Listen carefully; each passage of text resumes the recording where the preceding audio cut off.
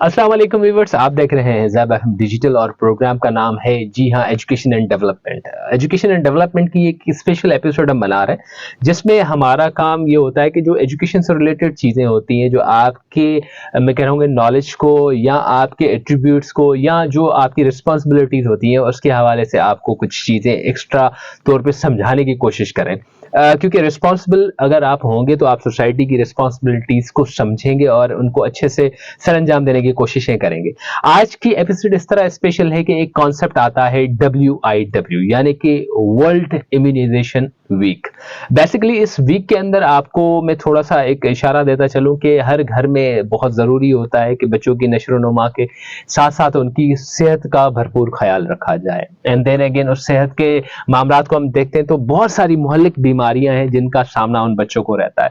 And then again उस बीमारियों से कैसे निपटना है और उसके लिए गवर्नमेंट ऑफ पाकिस्तान क्या कर रही है, सिंध गवर्नमेंट क्या कर रही है, ये बहुत बहुत बहुत बड़ा एक हमारे लिए मैं कहूँगा कि इंफॉर्मेटिव सेशन होगा जिससे आपको आइडिया हो जाएगा कि आपके सराउंडिंग्स में क्या-क्या फैसिलिटेशंस मौजूद हैं, किस तरह आप अपने बच्चों की डिफरेंट जो खुदा न खास्ता अगर उनको कोई बीमारियाँ ऐसी हो रही हैं, तो उनके लिए क्या क्यूर्स अवेलेबल हैं एंड देन अगेन आपको क्या करना चाहिए उन चीज़ों को एक्सेस करने के लिए। पूरी दुनिया के अंदर 24 अप्रैल था 30 अप्रैल तक एक हफ्ता पूरा सेलिब्रेट किया जाता है कि आप अपने बच्चों की जो वैक्सीनेशन है उसका अमल कैसे प्रोसेस करें एंड देन अगेन किस तरह आप अपने बच्चों को मोहल्लिक बीमारियों से बचाएं। और इसी सिलसिले में आज हमारे इस स्टूडियोज में हमने एक प्रोग्राम को जी हाँ तरतीब दिया है क्योंकि ये इस वक्त जो जिस वीक में हम इस वक्त चल रहे हैं वो वर्ल्ड इम्यूनाइजेशन वीक चल रहा है यानी कि 24 से 30 अप्रैल तक। और ऑब्वियसली इम्यूनाइजेशन का मामला क्योंकि बच्चा अल्लाह की नेमत और कभी भी किसी वक्त भी पैदा हो सकता है, वीक एक सिम्टम है या एक सिंबल है कि आप इसको सेलिब्रेट करें। अदरवाइज जब भी बच्चे पैदा होते हैं या खुदा न खास्ता कोई ऐसे सिम्टम्स होते हैं तो आप इम्यूनाइजेशंस जो उनके हिफाजती टीका जात हैं वो कैसे एक्सेस करेंगे उस पर हम बात करेंगे और क्या क्या मोहल्लिक बीमारियां हो सकती हैं। तो सडनली मैं आपको एक चीज़ और बताता चलूँ कि 2 दिन कबल मैं इसी के ऊपर कहीं आर्टिकल पढ़ रहा था जहां पर मुझे बहुत सारी बीमारियों के बारे में पता चला और मैंने कहा नहीं मुझे इस चीज़ के ऊपर इस तरह प्रोग्राम डिज़ाइन करना है जिसमें हम वहाँ के किसी अथॉरिटी को इनवाइट करें और हम उनसे डिस्कस करेंगे कि क्या बीमारियाँ हैं, किस कदर बीमारियाँ हैं और इन बीमारियों की वजह से हमें कितनी मुश्किलात का सामना है और government of Pakistan and government of Sindh हमारी आवाम के लिए किस कदर कोशिश है, उनकी किस तरह हेल्प कर रही है। तो इसी सिलसिले में आज मैंने अपने स्टूडियोज में स्पेशली मैं बहुत थैंकफुल हूँ डॉक्टर अरसलान मेमन साहब का जिन्होंने हमारे इस शॉर्ट नोटिस पे स्पेशली हमें अपना एक टाइम अवॉर्डेड किया।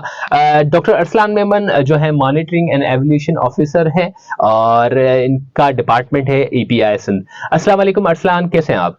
वालेकुम सलाम, बिल्कुल ठीक हूँ मेमन साहब, आप कैसे हैं? ठीक है अल्हम्दुलिल्लाह अल्हम्दुलिल्लाह। जैसा कि मैं इंट्रोडक्शन में बता चुका हूँ कि WIW यानी कि वर्ल्ड इम्यूनाइजेशन वीक हमारे पास चल रहा है और 2 दिन पहले मैंने न्यूज़पेपर में भी देखा था और एक समवॉट कहीं आर्टिकल भी पढ़ा था तो मैंने फिर आपसे राब्ता करने की कोशिश की और I am highly thankful to you कि आपने हमारी इस रिक्वेस्ट को कंसीडर किया और अपने टाइम में से हमें टाइम इनायत फरमाया।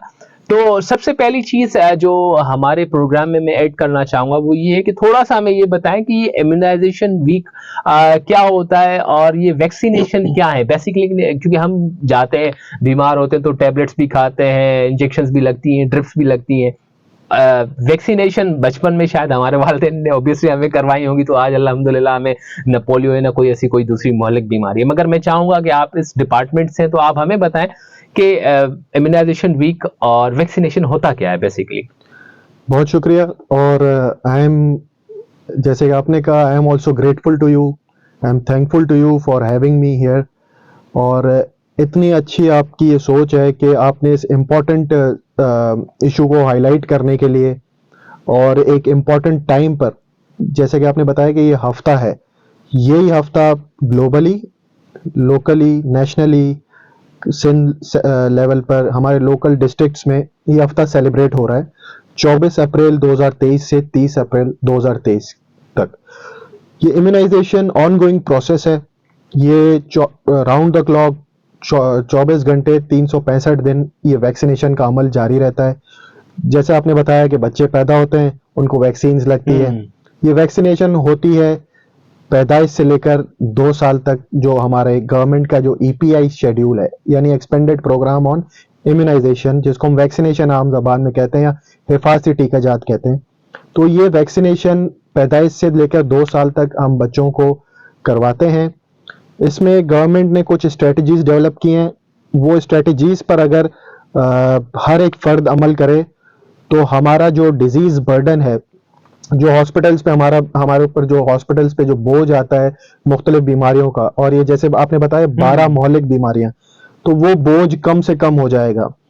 इस बोझ से ना सिर्फ हमारा मुल्क मुआशी तौर पर भी तरक्की करेगा, क्योंकि बजट जो हमारा यूटिलाइज हो अगर हेल्थ पे, बिल्कुल जो हम इन बीमारियों पे यूटिलाइज करें वो हम किसी दूसरी जानिब यूटिलाइज कर सकते हैं, ताकि हमारा माहौल जो है, हमारा एनवायरनमेंट, वो आगे सही सिमत में बढ़े और हम एक मुस्तकबिल और बेहतर फ्यूचर की तरफ और एक रोशन पाकिस्तान के जिसका ख्वाब कायद आजम मोहम्मद अली जिन्ना ने देखा, बिल्कुल वो हम उस सिमत में इसको लेके जाएं। तो उसके लिए वैक्सीनेशन बहुत जरूरी है। ठीक है, अब ये वैक्सीनेशन एक छोटा सा टर्म है, लेकिन एक बहुत ब्रॉड कैटेगरी है। इसमें ना सिर्फ मेरा, या जैसे आप अवेयरनेस के लिए आज आप बहुत अच्छा एक कदम उठाया है, आपका एक रोल है, बल्कि अगर हम स्टार्ट करें तो पेरेंट्स से लेकर बिल्कुल टीचर्स, यानी माँ बाप से, वालिदैन से लेकर जो रूहानी हमारे माँ बाप हैं, टीचर्स जिनको हम कहते हैं, जो हमें स्कूल में कॉलेजेस में पढ़ाते हैं, हमें सही डायरेक्शंस बताते हैं, उनका रोल है। हमारी मीडिया का रोल है, बिल्कुल हमारे डॉक्टर हजरात का रोल है, हेल्थ केयर प्रोवाइडर्स का रोल है, इसमें पॉलिटिशियंस का रोल है, जो हमारे एक यूनियन काउंसिल से ले लें कि जो लोकल सतह पे जो इन्फ्लुएंसर्स हैं, जिनके लोग बात सुनते हैं, उनका बहुत बड़ा रोल है। हमारे रिलीजियस लेवल पर ले लें तो एक मस्जिद का, एक छोटी सी मस्जिद का पेश इमाम अगर एक पॉजिटिव मैसेज दे दे इम्यूनाइजेशन के हवाले से, तो उसका एक बहुत बड़ा रोल है। बिल्कुल ठीक है, तो ये मुख्तलिफ लोग जब एक पेज पर अगर होंगे वैक्सीनेशन के हवाले से, तो हमारा मुल्क, आई एम श्योर के 100% हम वैक्सीनेट होंगे। और जब 100% वैक्सीनेशन की बात करता हूं तो ये कोई मुश्किल अमल नहीं है। आपको मैं माजी में अगर लेके जाऊं जी जी तो आपको याद होगा एक बीमारी थी जिसको आम जबान में कहते थे चेचक। हाँ, आज से कोई 15-18 साल पहले की, बल्कि उससे भी पहले की, 30-32 साल पहले की, जब हम छोटे थे, आप भी छोटे होंगे उस वक्त, इंडीड, लेकिन वो एक बीमारी थी जिसको हम स्मॉल पॉक्स या चेचक कहते थे। पाकिस्तान ने उसका इरेडिकेट किया, उसको एलिमिनेट नहीं किया, इरेडिकेशन हमने की। ठीक है, तो किस तरह हुई, कितनी मास लेवल पर उसके लिए काम किया गया, उस पे कमिटमेंट थी लोगों की, उस बीमारी के लिए अवेयरनेस पहुंचाई गई, उसमें पॉलिटिकल कमिटमेंट से लेकर हर लेवल तक हमारे कमिटमेंट थी। अल्हम्दुलिल्लाह सिंध सूबे की बात करूं, क्योंकि मैं इस पोजीशन पे हूं कि मैं आपको जो भी बताऊंगा वो वसूख के साथ बताऊंगा, जेन्युइन चीज बताऊंगा कि हमारे हर लेवल पर, right from the top leadership, हमारी पॉलिटिकल कमिटमेंट जो है, अगर हम हेल्थ की बात करें तो हमारी मिनिस्टर हेल्थ साहिबा जो हैं डॉक्टर अजरा फजल पेचो, उनकी बहुत बड़ी कमिटमेंट है। उसके बाद हमारे अगर नीचे हम उनके बाद देखें, सेक्रेटरी हेल्थ हैं, डायरेक्टर जनरल हेल्थ हैं, हमारे जो इस प्रोग्राम को रन कर रहे हैं प्रोजेक्ट डायरेक्टर ईपीआई डॉक्टर इरशाद मेमन, उनकी बहुत बड़ी कंट्रीब्यूशन है। ये सब पॉलिटिकल, ये सब गवर्नमेंट ऑफिसर्स, इनकी कमिटमेंट है कि हमें इन 12 मौलिक बीमारियों से बच्चों को बचाना है, और ये कोशिश कर भी रहे हैं। आपने माजी में देखा, और जब कोशिश की बात आएगी तो मैं आपको एक छोटी सी मिसाल अभी दूं कि अभी रिसेंटली आपने देखा सिंध सूबा कितनी बुरी तरह मुतासिर हुआ है सैलाब से, लेकिन कहीं आपने ये नहीं सुना होगा कि मीजल्स की खसरा, जिसको हम कहते हैं आम जबान में, या सिंधी में कहते हैं उरड़ी, कभी भी आपने ये नहीं देखा होगा कि मीजल्स की या खसरा की वबा फूट गई हो इस सैलाब के टाइम में। वरना आपको पता है, जहां लोग जमा होते हैं, ज्यादा लोग गैदर होते हैं, और स्पेशली उन इलाकों में, उन एरियाज में, दादू जैसे हो गया, कंबर शदादकोट हो गया, जहां पर बच्चों की इम्यूनिटी भी कम है, जाहिर है वो न्यूट्रिशनल स्टेटस पुअर है बच्चों का, लेकिन अल्हम्दुलिल्लाह वहां पे वैक्सीन प्रिवेंटेबल डिजीज या इन्फेक्शियस डिजीज रिपोर्ट नहीं हुई। क्यों? क्योंकि माजी में, और ज्यादा दूर नहीं, 2-3 सालों पर इस पे बहुत ज्यादा एम्फेसिस है, जिससे अवाम का रिस्पॉन्स भी थोड़ा बहुत इम्प्रूव हुआ है। लेकिन अब हम उस सदी में रह रहे हैं, हम उस मुल्क में रह रहे हैं कि हम ये चीज अफोर्ड नहीं कर सकते कि हम अभी तक इन बीमारियों से सफर करें, जबकि इसका इलाज, इसका तोड़ एक वैक्सीन की शक्ल में मौजूद है, जो मीजल्स रुबेला वैक्सीन जो मीजल्स की बीमारी से बचाती है। अच्छा, मैं आपकी बात को मादद के साथ थोड़ा सा कट कर रहा हूँ। जैसे आपने बताया मीजल्स एंड रुबेला, ठीक है सर, इसी तरह हमारे एक बड़ा एक डायलेमा है कि लोग खांसते हैं, 2 वीक तक अगर खांसी बरकरार रहती है तो कहते हैं कि भाई डॉक्टर से जल्दी कंसल्ट करें, एंड देन अगेन आपको टीबी के सिम्टम्स। तो बच्चों को बचपन में टीबी के भी बहुत सारे असरात पाए जाते हैं, क्योंकि अगर वो कहते हैं ना कि बच्चा फॉर एग्जाम्पल दिसंबर में पैदा हुआ, जब ठंड ज्यादा थी तो बच्चा खांसता भी है, सारा कुछ इस तरह। और उसके साथ एक काली खांसी भी हम बोलते थे, आई डोंट नो कि उसको एग्जैक्टली हम क्या कहते हैं, डिथेरिया या पर्ट्यूसिस हम कहते हैं, पर्ट्यूसिस, कॉमनली वूपिंग कफ उसको कहते हैं, काली खांसी कहते हैं, पर्ट्यूसिस उसको कहते हैं। ये बहुत वैलिड क्वेश्चन है, और अगेन रियली थैंकफुल कि आपने मौका दिया है कि इस पे हम बात कर सकें, क्योंकि एक एक बीमारी का जिक्र करना मेरे ख्याल से इस पॉडकास्ट ये जो रिकॉर्ड हो रही है, जो जा रही है लाइव, इसी में ही पॉसिबल था। आप टीबी ट्यूबरकुलोसिस की बात करें, मुख्तलिफ मिथ्स हैं कि जी 2 हफ्ते तक खांसी रह जाए या व्हाटसोएवर, लेकिन बात बिल्कुल सही है कि अल्टीमेटली उस गरीब मरीज को या उस बेचारे नन्हे से बच्चे को खुदा ना खास्ता आगे जाके टीबी हो सकती है। तो उसके लिए हम क्या एहतियाती तदाबीर दें? एक वैक्सीन है BCG के नाम से, सही, बेसिलाई कैलमाइड ग्वानिन, ठीक है। ये वैक्सीन हम बर्थ पे देते हैं, ठीक है, जिसको हम कहते हैं कि भाई फौरन बच्चा पैदा हुआ, पैदाइश के फौरन बाद ये वैक्सीन लगनी चाहिए। ये वैक्सीन इतनी कारआमद है, और आपको भी ये वैक्सीन लगी होगी, जाहिर सी बात है, माशाल्लाह आप सेहतमंद है आज, मुझे लगी। जब ये वैक्सीन लगती है तो एक स्कार डेवलप होता है। जरूरी नहीं है कि स्कार डेवलप हो, भी माजी में होता था, अभी भी होता है, किसी में नहीं भी होता है, लेकिन इट डजंट मैटर कि अगर नहीं हो रहा तो वैक्सीन सही नहीं है या कोई ऐसा इशू, अल्हम्दुलिल्लाह ऐसी कोई बात नहीं है। लेकिन स्कार की बात हुई तो राइट आपका जो आर्म है, ये जो आपका बाजू है, इस पे जब ये वैक्सीन लगाते हैं तो ये एक स्कार सा डेवलप कर जाती है, फोड़ा सा बन जाता है, और उसके बाद वो रिजॉल्व भी हो जाता है। तो डेट इज द इंडिकेशन के ये BCG वैक्सीन लगी। ये BCG वैक्सीन चाइल्डहुड ट्यूबरकुलोसिस से बचाती है। चाइल्डहुड में अगर ट्यूबरकुलोसिस से बच गए तो आगे जाके भी ट्यूबरकुलोसिस नहीं होगा।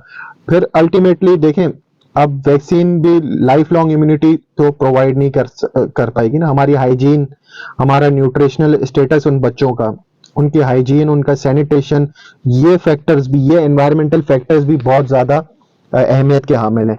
तो अगर इन एनवायरमेंटल फैक्टर्स को भी मद्देनजर रखें और वैक्सीनेशन स्टेटस को भी मद्देनजर रखें, तो मेरा ख्याल है कि हम ट्यूबरकुलोसिस जैसी बीमारी से निजात बहुत जल्दी पा सकेंगे, और हम उन मुल्कों में शामिल हो जाएंगे जहां पे टीबी के केसेस नहीं होंगे। तो उसके लिए अगेन, तो जिसके लिए हम आज बैठे हैं, जिस चीज की अवेयरनेस देने के लिए इस वीक को मना रहे हैं, वो है वैक्सीन, जिसका BCG वैक्सीन है, जो इलाज है ट्यूबरकुलोसिस के लिए। सही। अच्छा, मादत के साथ, क्योंकि मैं डॉक्टर नहीं हूँ, मेरी प्रोनाउंसिएशन में इश्यूज हो सकते हैं, क्योंकि समवॉट मैं ऑब्वियसली अगेन कहूंगा कि मेरी ये फील्ड भी नहीं है, तो कुछ डिजीज के नाम ऊपर नीचे हो सकते हैं मादत के साथ, मगर आप हमारे साथ हैं तो मुझे टेंशन ये नहीं है, क्योंकि आप उसको क्लियर करेंगे। अच्छा, पर्ट्यूसिस की भी आपने बात की, सॉरी टू कट डाउन, आपने पर्ट्यूसिस का या काली खांसी का नाम लिया, जिसको हम वूपिंग कफ कहते हैं, ठीक है ना। वो एक मखसूस किस्म की खांसी, जब बच्चा खांसता है तो सीटी की तरह एक आवाज आती है, तो उसके लिए भी हमारे पास वैक्सीन है। पहले अलग अलग फॉर्म में आती थी कि डिप्थीरिया हो गया तो उसकी अलग वैक्सीन, पर्ट्यूसिस की, अब वो पेंटावेलेंट के नाम से आती है, ठीक है। पेंटावेलेंट फॉर एग्जांपल, पेंटावेलेंट से मुराद के 5, पेंटा अलजेब्रा का मैथमेटिक्स का टर्म है, पेंटा मतलब 5, इन पेंटावेलेंट में 5 वैक्सीन शामिल है, जिसमें डिप्थीरिया के लिए हो गई, पर्ट्यूसिस आपने कहा, ठीक है, टेटनस है, तशन्नुज जिसको हम कहते हैं, झटकों की बीमारी इसको कहते हैं, और उसके साथ गर्दन तोड़ बुखार के लिए हो गई, निमोनिया के लिए हो गई, हेपेटाइटिस बी के लिए हो गई। तो ये पेंटावेलेंट वैक्सीन्स, 5 बीमारियों के लिए वैक्सीन्स हैं, जिसके लिए ये हम वैक्सीन 3 डोजेज में लगाते हैं, मुख्तलिफ एजेस पे। सही। अच्छा, मुझे एक चीज अभी कंफ्यूज कर रही है, मतलब आप ऑब्वियसली मेरे साथ रहनुमाई के लिए, अभी आपने एक लफ्ज इस्तेमाल किया tetanus. Most of the times ये होता है कि हम जब रोड पे कहीं खुदा न खास्ता एक्सीडेंट होता है, तो मैंने अक्सर लोगों से ये सुना है कि अगर आप रोड पे कहीं गिर जाते हैं या आपका एक्सीडेंट हो जाता है, अगर खरोश आए तो टेटनस लगवा देना।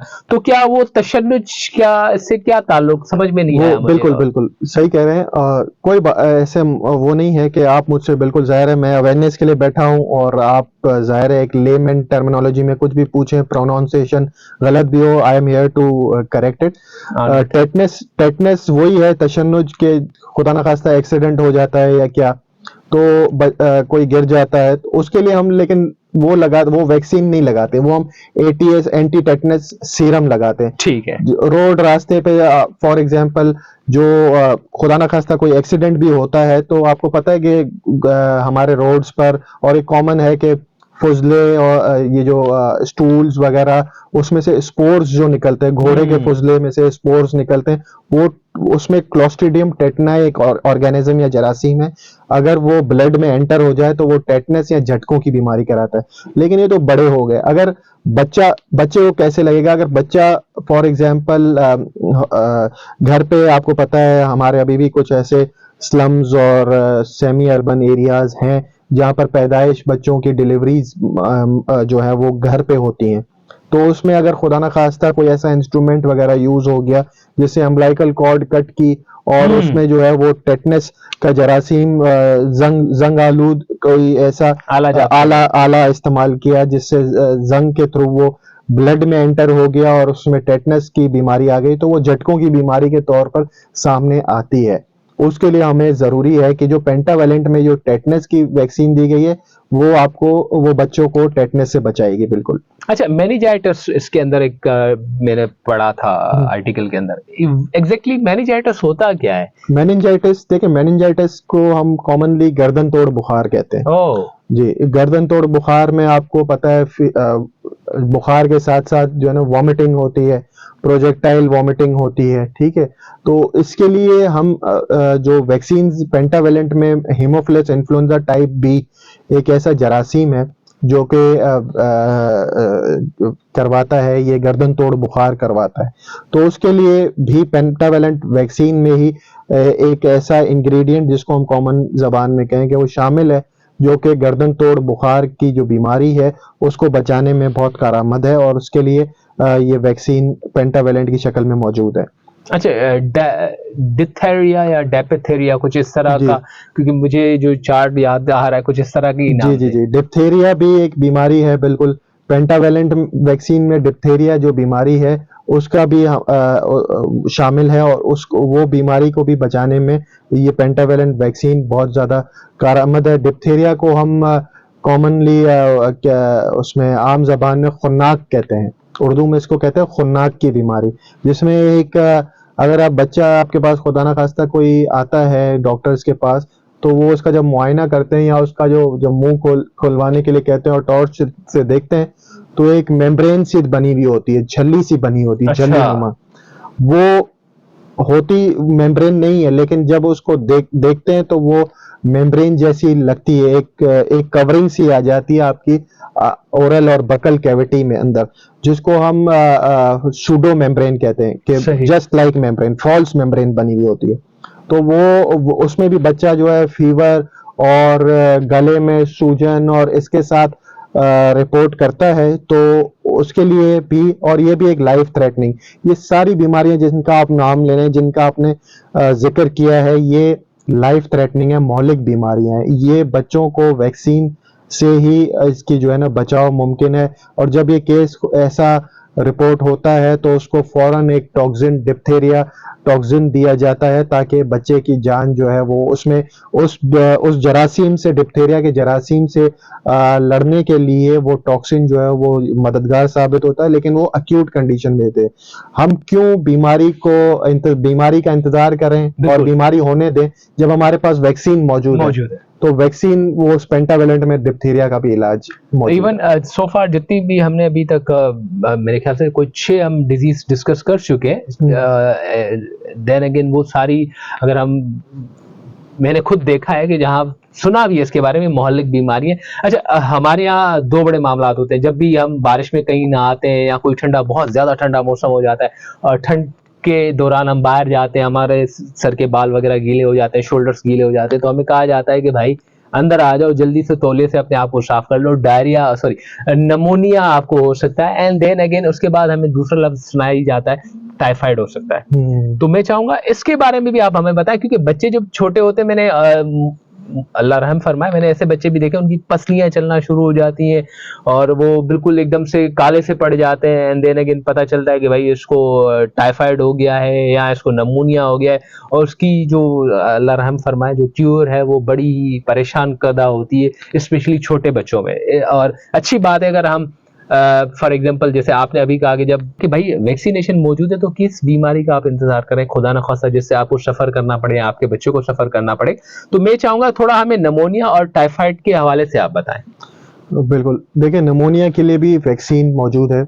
अच्छा, अब डिपेंड करता है कि नमोनिया कौन सा ऑर्गेनिज्म, कौन सा जरासीम करा रहा है। एक कॉमनली एक है स्ट्रेप्टोकोकल नमोनी। ये जरासीम जो है ये वर्ल्ड वाइड पाया गया बहुत ज्यादा तादाद में। जब निमोनिया के केसेस आते थे तो उसके लिए उस स्ट्रेन के लिए, उस मखसूस जरासीम के स्ट्रेन के लिए वैक्सीन पहले डेवलप की गई, न्यूमोकोकल जिसको हम कहते हैं पीसीवी, न्यूमोकोकल वैक्सीन 13 के नाम से आई गई। लेकिन फिर हमने 10 स्ट्रेन की भी वैक्सीन देखी। तो न्यूमोकोकल वैक्सीन जो है वो निमोनिया से बचाती है। और निमोनिया आपको पता है कि बहुत ज्यादा, और पाकिस्तान में निमोनिया और डायरिया और ये जो आपने नाम लिए हैं, ये बहुत ज्यादा बच्चों में मोर्टेलिटी यानी अमवात, शरह अमवात का बढ़ने का सबब ये निमोनिया और डायरिया सबसे टॉप मोस्ट है। और ना सिर्फ पाकिस्तान में, दुनिया भर में ये दोनों बीमारियां टॉप मोस्ट है। इसका अगेन प्रिवेंशन बहुत जरूरी है। न्यूमोकोकल वैक्सीन, जिस तरह मैंने पेंटावेलेंट का आपको बताया, इस तरह मैं न्यूमोकोकल वैक्सीन का भी यही आपको मैं इसके बारे में यही अर्ज कर रहा हूं कि जैसे निमोनिया के लिए ये न्यूमोकोकल वैक्सीन बहुत ज्यादा कारआमद है, तो इसके भी 3 डोजेज हैं। अब इधर बहुत एक जरूरी बात बताने की ये है कि पैदाइश के फौरन बाद जो वैक्सीन लगी वो बीसीजी और पोलियो की वैक्सीन और हेपेटाइटिस बी लगी। लेकिन जब बच्चा 1.5 माह का हो, 2.5 माह का हो और 3.5 माह का हो, तो बराए मेहरबानी अपने बच्चों को हिफाजती मराकज के जो हमारे जो गवर्नमेंट के हिफाजती मराकज हैं या प्राइवेट भी, जिसको ऑब्वियसली गवर्नमेंट ही वैक्सीन प्रोवाइड कर रही है, तो उन सेंटर्स पे ला के वैक्सीनेशन करवाएं। ये दोनों बीमारियां, उसमें जो निमोनिया की बीमारी है वो आपके 1.5 माह, 2.5 माह और 3.5 माह पे इसके डोजेस लगेंगे, जो कि लाइफ लॉन्ग इम्यूनिटी प्रोवाइड करेंगे और खुदा ना खास्ता लाइफ थ्रेटनिंग निमोनिया से आपका बच्चा महफूज रहेगा और इंशाल्लाह अल्लाह ताला जिंदगी देगा बच्चे को इंशाल्लाह। अच्छा, जैसे ही चीजें आपसे डिस्कस हो रही हैं, जैसे अभी आपने एक लफ्ज इस्तेमाल किया hepatitis B, hepatitis A, hepatitis B और हेपेटाइटिस सी, मतलब वो कहते हैं कि अल्लाह मियाँ किसी दुश्मन को भी इस तरह की किसी बीमारी का सामना ना करवाए। बच्चों में हेपेटाइटिस बी का जो है मामला, ये थोड़ा सा अगर आप हमें थोड़ा बताएं, क्योंकि लोग अक्सर जो है ना बहुत सी चीजों को दरगुजर करते हैं। हमारे तो बड़ों में कभी ऐसा हुआ नहीं। अच्छा, वो जो डायलिसिस का, हमारे खानदान में तो कोई ऐसा मसला था ही नहीं। या तो हम वो शादी के मामलात में कहते हैं कि भाई क्या ब्लड सैंपल लेना, क्या चीजें करना, वो ये अल्लाह के मामलात हैं। अल्लाह ने अकल दी है, फहम दी है, सोच दी है, समझना चाहिए भाई, ये दुनिया के मामलात हैं। तो मैं चाहूंगा कि अगर आप हमें थोड़ा हेपेटाइटिस बी के हवाले से थोड़ा सा समझाएं कि ये मामला क्या होता है, किस कदर होता है, और लोगों का माइंडसेट समवॉट ये होता है कि भाई आपके अगर खानदान में ऐसी बीमारियां पाई जाती हैं तो आप के साथ हो सकता है। ऐसा ही वाइस वर्सा अगर हम देखते हैं तो शुगर में भी लोगों का अक्सर माइंड सेट होता है, अच्छा आपके अब्बा को थी, आपके दादा को थी, आपके नाना को थी, आपकी नानी को थी। अच्छा, खुदा ना खास्ता कहीं पे भी नहीं होता और अगले को नहीं, हो ही नहीं सकती, तुम्हारे खानदान में कहीं थी नहीं। और आइडियली आप देखें तो वो टेंशन, हाइपर टेंशन, ज्यादा चीजों को जैसे कहते हैं ना कि बिल्कुल वो एक 100% से भी ज्यादा आप अपना दे के चीजों के बारे में सोचते हैं, तो डिप्रेशन के अंदर भी आपको डायबिटीज होना शुरू हो जाती है। ठीक इसी तरह से हेपेटाइटिस बी के बारे में। अच्छा मेमन साहब, ये बहुत वैलिड, लेकिन मुझे अचानक आपका पिछला क्वेश्चन भी याद आया कि उसका एक पार्ट रह गया कि डायरिया। जी आपने मौसम की बात की, रेनी सीजन की बात की, उसमें आपने जिक्र किया कि टाइफाइड खुदा ना खास्ता हो सकता है।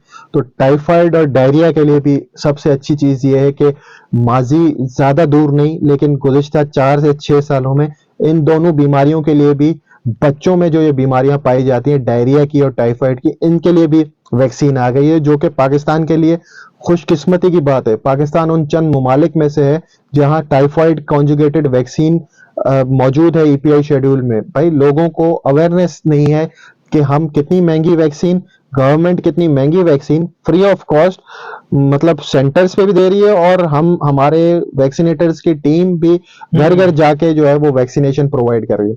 अमूमन और खुसूसन पाया ये गया कि डायरिया के जो ऑर्गेनिज्म, जो वायरल इन्फेक्शन जो डायरिया करवा रहा है, वो एक मखसूस वायरस है जिसको हम कहते हैं रोटा वायरस। ठीक वैसे है। तो नोवो वायरस भी है, लेकिन रोटा वायरस सबसे ज्यादा पाया गया कि ये वैक्सीन ये डायरिया का करवाता है, जिसकी वजह से बच्चे सफर करते हैं। बच्चे डायरिया से डायरेक्ट नहीं तो लेकिन उनसे जो डायरिया में जो वाटर और सॉल्ट, जो वाटर लॉस होता है बच्चों में, डिहाइड्रेशन हो जाती है, लेथार्जिक हो जाते हैं बच्चे और अल्टीमेटली डेथ हो जाती है। लोगों को पता ही नहीं होता बिल्कुल। कि जी वो किस वजह से जो है वो डायरिया की किस रीजन की वजह से उनकी डेथ हुई। तो भाई वैक्सीन है, रोटा वायरस के नाम से वैक्सीन मौजूद है, ईपीआई शेड्यूल में मौजूद है। 2 डोजेज हैं, बहुत सिंपल ओरल 1.5 ml का एम्प्यूल है, जो कि एक डोज 1.5 माह पे देना है, यानी छठे हफ्ते पे बच्चे की उम्र के, और दूसरा डोज जो है वो 2.5 महीने पे देना है कि 10, या जिसको हम कहते हैं 10वें हफ्ते पे। वो डोज एक एम्प्यूल एक सिटिंग में, दूसरा एम्प्यूल दूसरी सिटिंग में आपके बच्चे को रोटा वायरस जैसी डेडली डिजीज से बचाएगा और डायरिया होने से बचाएगा, जो कि कॉमनली देखा गया है। इसके साथ ही टाइफाइड आपने जिक्र किया, अभी रिसेंटली आज से 4-5 साल पहले टाइफाइड का बहुत बड़ा आउटब्रेक हुआ था, मुझे याद है हैदराबाद में और कराची के भी कुछ इलाकों में, जिसकी वजह से वैक्सीन ये मिनिस्ट्री ऑफ हेल्थ हमारी सिंध गवर्नमेंट ने और फेडरल गवर्नमेंट ने वैक्सीन लॉन्च करने का सोचा। अब वैक्सीन आए कहाँ से, बड़ी ही तगोदो करनी पड़ी, लेकिन वैक्सीन अल्टीमेटली प्रोक्योर की गई और वैक्सीन जो है वो बच्चों को दी गई टाइफाइड कॉन्जुगेटेड वैक्सीन के नाम से। तो ये टाइफाइड का जरासीम कैसे पाया गया? अब सबसे बड़ी बात, हमारे जो माहौल है, आपको पता है हम जिस माहौल में रहते हैं, गंदगी में, हाइजीन के मसले, सैनिटेशन के मसले, क्लीन ड्रिंकिंग वाटर के मसले, आपको पता है कॉमनली, और मैं खुले इस बात को मैं बताना चाहूंगा कि जो हमारे पुराने सिस्टम्स हैं ड्रेनेज के या पाइपलाइन के पानी की लाइन और सैनिटेशन की लाइन साथ साथ जा रही है, जिसकी वजह से जो जरासीम है वो मुंतकिल हो सकते हैं और हुए। आपने देखा कि टाइफाइड के आउटब्रेक क्यों हुए, इवन गैस्ट्रो हम देख रहे हैं, गैस्ट्रो हो गया, कॉलरा अभी रिसेंटली काफी कराची में फैला। और कॉलरा की मजे की बात कि ये 12 बीमारियां, मौलिक बीमारियों की वैक्सीन है, लेकिन कॉलरा की वैक्सीन भी हमने प्रोक्योर की और कॉलरा की वैक्सीनेशन भी हमने कराई।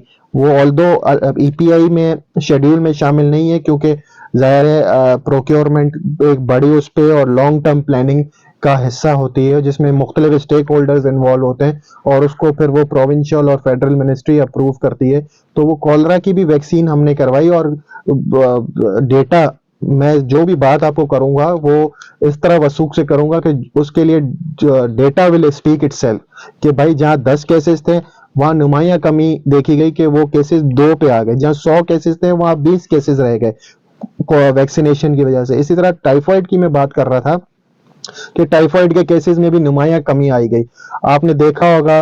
और माशाल्लाह से हमारी मीडिया इतनी एक्टिव, बल्कि प्रोएक्टिवली अपना पार्ट प्ले करती है कि वो हर एक चीज को रिपोर्ट करती है। कभी कभार तो ऐसे भी होता है कि जो हेल्थ केयर प्रोवाइडर्स के पास ये नॉलेज नहीं होती है कि कौन सी बीमारी कौन सी कम्युनिटी में है, लेकिन क्योंकि कम्युनिटी से डायरेक्ट टच होता है मीडिया का, तो कम्युनिटी से ही पता लग जाता है और मीडिया में आ जाता है कि ये बीमारी इस इलाके में ज्यादा मौजूद है।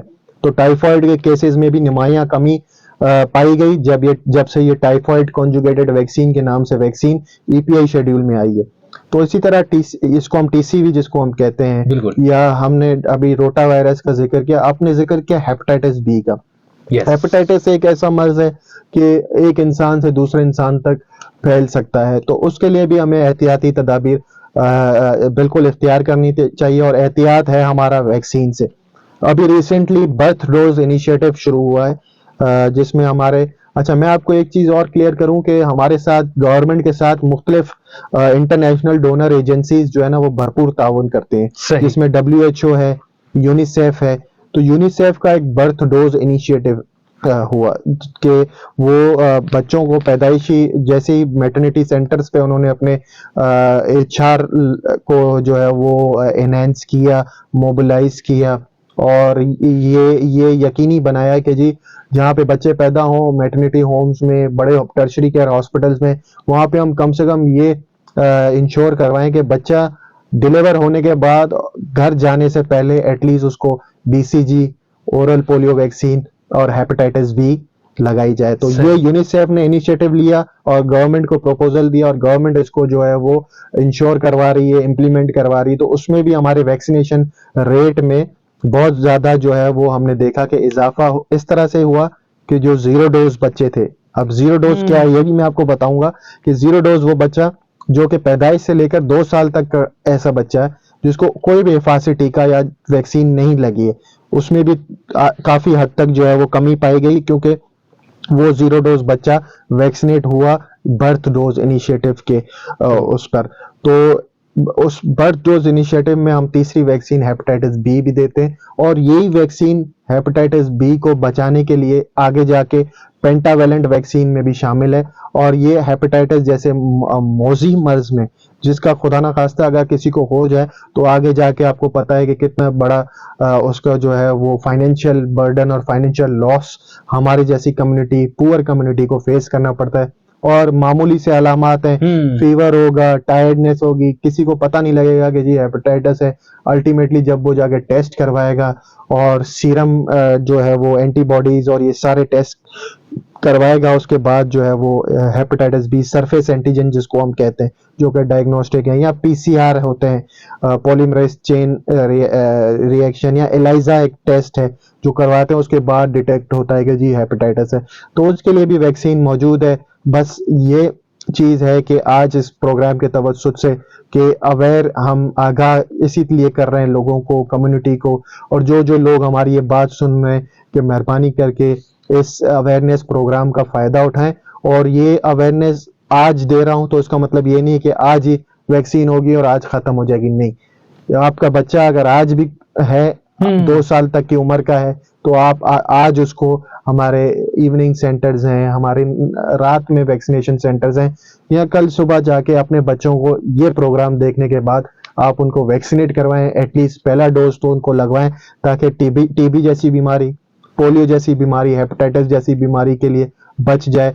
और वो उसके बाद जो है वो फिर आपको जो सेंटर पे वैक्सीनेटर होगा वो आपको गाइड करेगा कि जी अब आपको कब आना है। तो इसी तरह से स्टेप बाय स्टेप हमारी कौम, हमारे मुल्क में जो हमारे लोग हैं, वालिदैन स्पेशली, चलेंगे तो आगे जाके स्टेप बाय स्टेप बच्चों को वैक्सीनेशन लगवाएंगे। और बहुत जरूरी है कि इस प्रोग्राम के तवज्जुद से उनको एजुकेट किया जाए कि जी वैक्सीनेशन बहुत जरूरी है। अच्छा अरसलान, एक बहुत ही इंपॉर्टेंट चीज, क्योंकि हमारे यहाँ जो है ना बड़ा एक डिफरेंट मामला है, मिथ बड़ा काम करती है।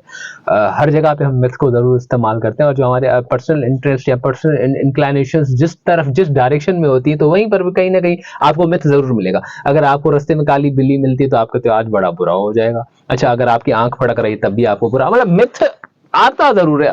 तो वैक्सीनेशन को लेके भी लोगों के बहुत सारे मिथ हैं। जैसे कोविड आया तो बहुत सारे लोग जो है ना कोशिश कर रहे थे कि वो वैक्सीनेशन को स्किप करें।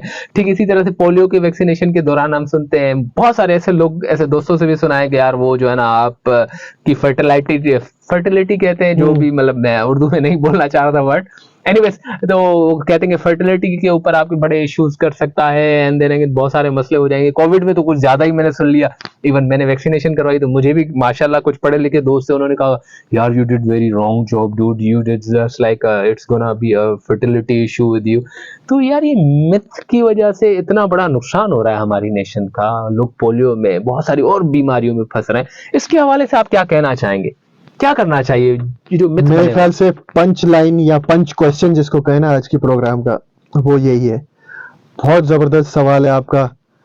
और मैं स्टार्ट करूं अनफॉर्चुनेटली से, क्या इट्स वेरी अनफॉर्चुनेट कि हम जिस माहौल में रहते हैं या जिस एनवायरनमेंट में रहते हैं कि जहां गवर्नमेंट हो गई या मुखय्यर हजरात हो गए, ऐसी ऐसी ऑर्गेनाइजेशंस अगर अच्छा काम करती हैं, कोई अच्छा काम इनिशिएट होता है, कोई पॉजिटिव एस्पेक्ट होता है कम्युनिटी के लिए, हमारे लोगों के लिए, हमारी कौम के लिए, तो अनफॉर्चुनेटली उसके नेगेटिव एस्पेक्ट्स जो है ना वो ज्यादा फैलते हैं, वो इतने ज्यादा कैची होते हैं कि वो लोगों को ज्यादा जो है वो अपील उस करते हैं। तरफ अपील करते हैं, माइल करते हैं कि ये नेगेटिव एस्पेक्ट को ज्यादा सुना जाए, पॉजिटिविटी उसकी जो है ना वो कोई नहीं सुनता।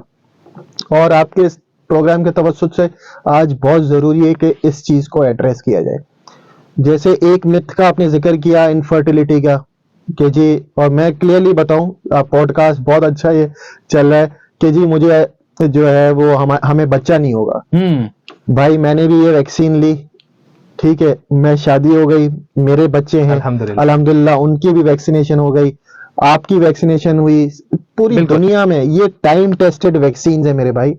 ये ऐसी वैक्सीन हैं कि दुनिया भर में ये वैक्सीन यूज होती हैं, यहाँ पे आती हैं, इनकी बाकायदा टेस्टिंग होती है, ड्रैप के थ्रू इनको अप्रूव किया जाता है, उसके बाद ये जो है वो वैक्सीन हमें गवर्नमेंट को और बाकी प्राइवेट सेंटर्स को इन जगहों पे ये अवेलेबल होती है।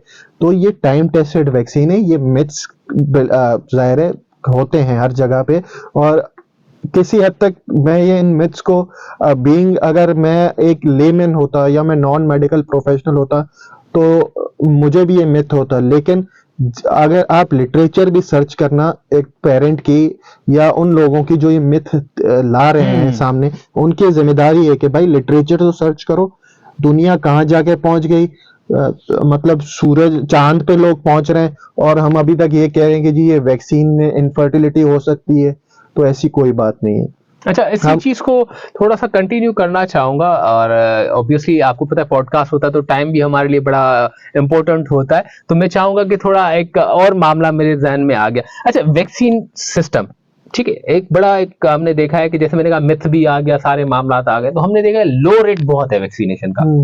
इसके रीजंस क्या है? मतलब आप इस फील्ड के हैं तो आप हमें जैसे आपने कहा कि रसूख के साथ आप बात करते हैं, और मैंने ऑब्वियसली इसलिए आपको इनवाइट भी किया कि आप उस इदारे से हैं तो आप हमें बहुत अच्छे से गाइड कर सकते हैं। ये लो रेट क्यों है भाई अभी भी? सबसे बड़ी वजह जो वैक्सीनेशन कवरेज या वैक्सीनेशन कवरेज रेट जो लो है, उसमें एक बड़ी वजह ये मिथ्स है, ठीक है, मिसकॉन्सेप्शंस हैं लोगों को। इन मिसकॉन्सेप्शंस को दूर करना हमारी अव्वलीन तरजीह, हमारी अव्वलीन जिम्मेदारी है, being a health care provider, being उससे पहले being a citizen of this country of Pakistan, कि हम उन ममालिक में हमारा यार शुमार होता है कि हम पोलियो के लिए अगर कोई बात करेगा तो कहेगा पाकिस्तान और अफगानिस्तान, मतलब we are being compared with Afghanistan. हम एटमी पावर कुव्वत कहलाते हैं, हमारे पास जी ये जदीद टेक्नोलॉजीज हैं, जदीद हथियार हैं, और उसके बाद पोलियो की बात आती है तो Pakistan is one of 2 countries. तो दीज आर जस्ट मिसकॉन्सेप्शंस। हम अपने बच्चों को कितनी बार हमें पोलियो वैक्सीन, अगर हम ईपीआई शेड्यूल की बात करें, हम कैंपेन्स की बात नहीं करते अभी, हम ईपीआई शेड्यूल की बात करें, अगर हमारी ईपीआई शेड्यूल या जिसको हम रूटीन इम्यूनाइजेशन कहते हैं वो इतनी मुस्तहकम हो जाए, स्ट्रेंथन हो जाए, तो क्या आपको लगता है कि हमें ये कैंपेन्स ये हर महीने घर घर जाके राउंड्स करने पड़ेंगे? नहीं, बिल्कुल।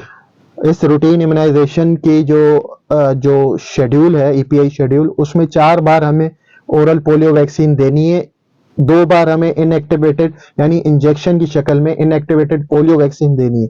अगर ये 6 बार हमने पोलियो वैक्सीन दे दी तो आपको मैं आपको अगेन वसूख के साथ कह रहा हूं कि आपको बार बार जो है वो पोलियो वैक्सीनेशन की जरूरत नहीं पड़ेगी। लेकिन अनफॉर्चुनेटली यहाँ पर कुछ ऐसे तबकात हैं, कुछ ऐसी कम्युनिटीज हैं जो मिथ्स पर ज्यादा बिलीव करती हैं, और फिर ultimately they, I am very sorry to say, but they would have to suffer also, कि जी आगे जाके बच्चा खुदा ना खास्ता यार 8 कतरे 4 बार और 2 बार vaccine IPV inactivated polio vaccine, ये टोटल 8 कतरे और 2 बार अगर इंजेक्शन आपने लगवा ली तो आप पोलियो से महफूज हैं। अगर आपने एक बार भी नहीं लगाई तो उम्र भर की माजूरी, इंडीड, अपाहिज, ठीक ऐसा है, ही है, ऐसा ही उम्र भर की माजूरी, अपाहिज, और फिर आगे जाके वो जिंदगी की भाग दौड़ वो बच्चा नहीं संभाल सकेगा।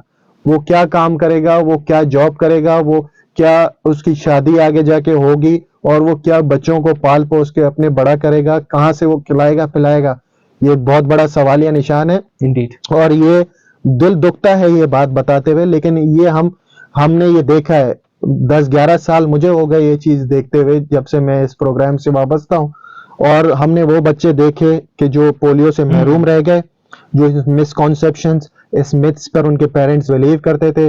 और वायरस, जाहिर है वायरस एक ऐसी चीज है कि वायरस Indeed. पूछ के नहीं आएगा कि जी यहाँ पर अगर पोलियो वैक्सीन इस एरिया में नहीं हुई है, मेजोरिटी रिफ्यूज किया है पेरेंट्स ने, तो मैं यहाँ पे रुकूं या नहीं रुकूं। वहां पे पोलियो इम्यूनिटी पर अटैक करेगा, और पोलियो का जरासीम वायरस उस बच्चे में दाखिल होगा, और खुदा न खास्ता पोलियो जैसा लाहक मर्ज लाहक हो सकता है, जो मौलिक मर्ज लाहक हो सकता है, जो कि जिसकी मोर्टेलिटी भी है और मॉर्बिडिटी भी है, कुछ किसी हद तक मोर्टेलिटी भी हो सकती है, लेकिन उम्र भर की माजूरी है। तो उसके लिए ये प्रोग्राम बहुत अच्छा है। एक तो ये मिसकॉन्सेप्शंस वाली बात है कि ये लो कवरेज रेट में बहुत बड़ा एक अच्छा, सवालिया ये निशान चीज है। देखी गई है कि फ्लंग एरियाज जो है, इवन हम देखते हैं कि वहां पर आजकल जो पोलियो की टीम भी आ रही थी तो उसके साथ सिक्योरिटी भी थी, बड़े अजीब से वहां का हालात। ये फ्लंग एरिया में ही क्या मामला है, थोड़ा अगर ये आपका फार ख्याल है। फ्लंग, ये बिल्कुल सही बात है। ये फार फ्लंग एरियाज में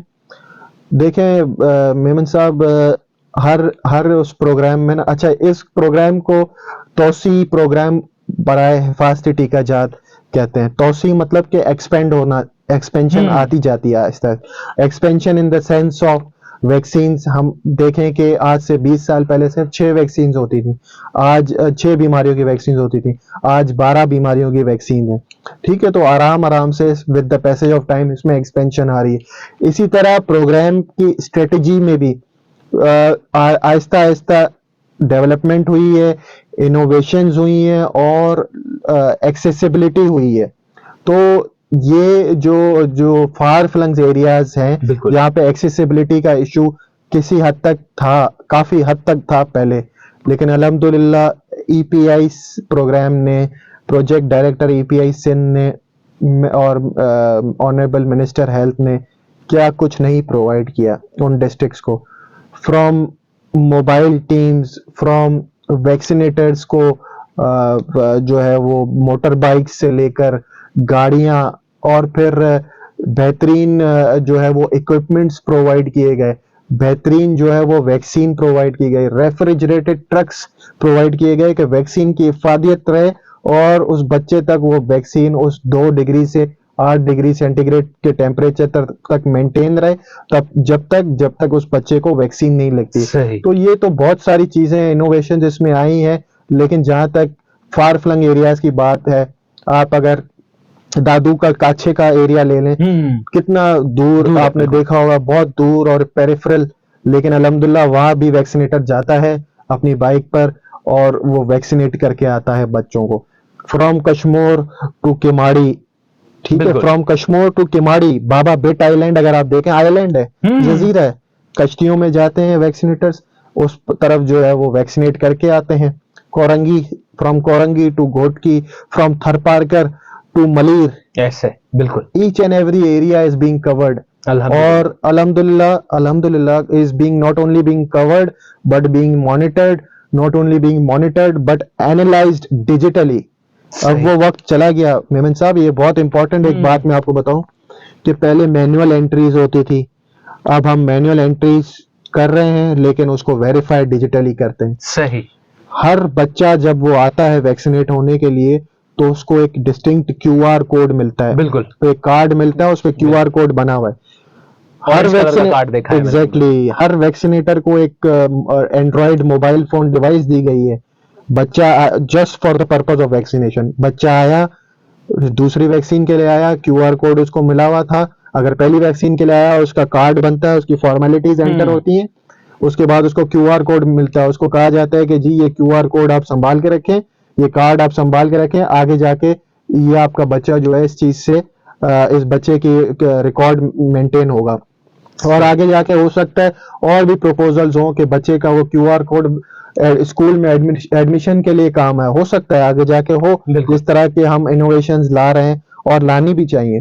तो इतना डिजिटली ये सिस्टम वेरीफाई होता है कि क्यूआर कोड को हम स्कैन करते हैं और हम देखते हैं कि बच्चा अब वो वक्त नहीं रहा कि हम देखें कि बच्चा जो है वो गलत एंटर हुआ हो, डेलिबरेटली किसी ने किया हो, नहीं, वेरीफाई होगा क्यूआर कोड से, और वो वेरीफाई होने के बाद पता लग जाएगा कि कितनी वैक्सीन उसको लगी है, कब कब लगी है, इवन कहाँ लगी है, किस वैक्सीनेटर ने कहाँ लगाई है वो वैक्सीन। इतना ये सिस्टम हम ट्रैक करते हैं। डैशबोर्ड्स, मैं आपको डिजिटली क्या क्या बताऊं इनोवेशंस, लेकिन डैशबोर्ड्स तक बने, वैक्सीनेटर्स की लोकेशन, हीट मैप्स तक बन गए कि कौन से एरियाज हैं जहाँ पे वैक्सीनेशन कम हुई है। तो ये 68% थर्ड पार्टी वेरिफिकेशन सिंध सूबे का बता रही है कि 68% पे हम खड़े हैं इस वक्त, जो कि कभी 35-40 पे होते थे, आज 68% पे खड़े हैं। और ये एक दो साल पहले का ये सर्वे, इंशाल्लाह जब अगला सर्वे होगा तो आई एम श्योर कि हम और आगे 10-15% और हम आगे जाएंगे, जिस तरह हम कवर कर रहे हैं। और इस बात का सबूत है कि सैलाब में आज अभी तक सैलाब, जो रिसेंट सैलाब आया, कोई ऐसा, वरना मीडिया रिपोर्ट करती, कोई ऐसा बच्चा खसरा जैसे मर्ज से मुब्तला नहीं हुआ हो। अल्लाह तो रहम ये एक फरमाए, बहुत बड़ी बिल्कुल। अचीवमेंट अच्छा, है। एक चीज बहुत ही इंपॉर्टेंट, क्योंकि मैंने पहले भी रिक्वेस्ट की, टाइम बहुत कम होता है हमारे पॉडकास्ट में, एंड देन अगेन जिस तरह आपने डैशबोर्ड और बहुत सी और डिजिटल चीजों की बात की, तो मैं चाहूंगा कि आपके साथ इन फ्यूचर एक और हमारा पॉडकास्ट हो, और उसमें हम बहुत सी चीजें जो लोगों को अवेयरनेस के हिसाब से हमें पहुंचानी चाहिए वो पहुंचाएंगे। एंड देन अगेन एक जो पार्ट था, जैसे हमने बात की कार्ड, और आप पहली दफा जब भी बच्चे को अपने वैक्सीनेशन सेंटर लेके जाएंगे तो आपको कार्ड इशू होगा, जिसके क्यूआर कोड के थ्रू आपका मोबाइल फोन डेटा वहां होगा, और उस डेटा के थ्रू आपको बताया जाएगा, इंटीमेशन मैसेज आएगा कि भाई आपके बच्चे की आगे की रूटीन्स क्या हैं। जैसे सर ने बताया कि पहले माह से, जैसे लाइक डे फर्स्ट से लेके 2 साल तक बच्चे को टीके लगते हैं, तो उसका पूरा स्केड्यूल आपको through your phone, mobile number, SMS के भी इंटीमेशन हो जाती है, कल या परसों आपके बच्चे का, फॉर एग्जाम्पल 2 दिन पहले आपको मैसेज आ गया कि भाई आप परसों आपके बच्चे की वैक्सीनेशन है, फिर एक दिन पहले भी एक मैसेज आता है कि कल आपके बच्चे की वैक्सीनेशन है, देन अगेन जिस दिन वैक्सीनेशन है उस दिन भी मैसेज आता है कि आपके बच्चे का आज वैक्सीनेशन का टाइम है, और आप इसमें किसी भी किस्म की ताखीर न करें, अपने बच्चों को लेके आए। इस चीजों पे भी हम आपसे बात करेंगे, मगर नेक्स्ट उस पे, मगर आज जो इंपॉर्टेंट है, जो लास्ट, मैं ये कहूंगा कि क्योंकि प्रोग्राम का टाइम अपने इख्तिताम पे चाह रहा है, तो मैं चाहूंगा कि आपसे आखिरी सवाल मैं अपने प्रोग्राम में ऐड करूं। Government of Pakistan, government of Sindh, अल्हम्दुलिल्लाह बहुत बेहतरीन काम है इनका, कि जो लोग जिस कदर भी जिस क्लास से भी ताल्लुक रखते हैं, मगर वैक्सीनेशन उनके लिए फ्री है, जो मुझे आइडिया भी है, और मैंने अपनी फैमिली में बहुत सारे बच्चों की वैक्सीनेशन के लिए ऑब्वियसली जाना पड़ता है, उनको लेके जाता हूं, तो मैं सडनली परेशान हो जाता हूं, क्योंकि मैं जब प्राइवेट हॉस्पिटल्स के अंदर गया तो कभी वहां पर सुनने को मिलता था वैक्सीनेशन इस वक्त मौजूद नहीं है, या वैक्सीनेशन हम जो है ना हफ्ते के 2 दिन सिर्फ करते हैं, आप उन 2 दिनों में आएगा। अब मैं बच्चा आज पैदा हुआ यार, मैं 4 दिन के बाद कैसे आ सकता हूँ, या 5 दिन के बाद कैसे आ सकता हूँ। मगर जब मैंने उसी की अल्टरनेट गवर्नमेंट इंस्टीट्यूशंस के अंदर जाना हुआ, तो एक तो मेरा काम हुआ, मेरे बच्चे को वैक्सीनेशन लग गई, दूसरी चीज they didn't charge a single penny, मतलब 1 रुपया तक उन्होंने मुझे चार्ज नहीं किया। तो मेरा आपसे सवाल ये कि थोड़ा हमें ये बताएं कि गवर्नमेंट ने खुदा न खासा कभी किसी बंदे को फेस करना पड़ता है, अगर खुदा न खासा कोई कहता है कि हमारे पास वैक्सीनेशन नहीं है, वैक्सीनेशन सेंटर में जाने के बाद, या प्राइवेट इंस्टीट्यूशन के अंदर जो चार्ज होता है वो कुछ ज्यादा चार्ज होता है, तो उस हवाले से क्या मामला है ये? मेमन साहब, बहुत ही इम्पोर्टेंट सवाल है, और अगेन थैंकफुल कि आपने इसको वैलिडेट किया, आपने खुद अपना एग्जांपल दिया, और you are very right, you are 100% right कि government is providing free of cost vaccines, और अगर किसी प्राइवेट सेंटर पे वो वैक्सीन नहीं है तो वो गवर्नमेंट सेंटर पे आके बच्चे को वैक्सीन लगवाएं। From union council level till district level till provincial level, हर उस लेवल का हमने एक बफर स्टॉक हमने हर उस लेवल का मेंटेन किया हुआ है कि 1.5 माह या 1 माह का बफर स्टॉक इस लेवल पे होगा, 15 दिन का बफर स्टॉक इस लेवल पे होगा।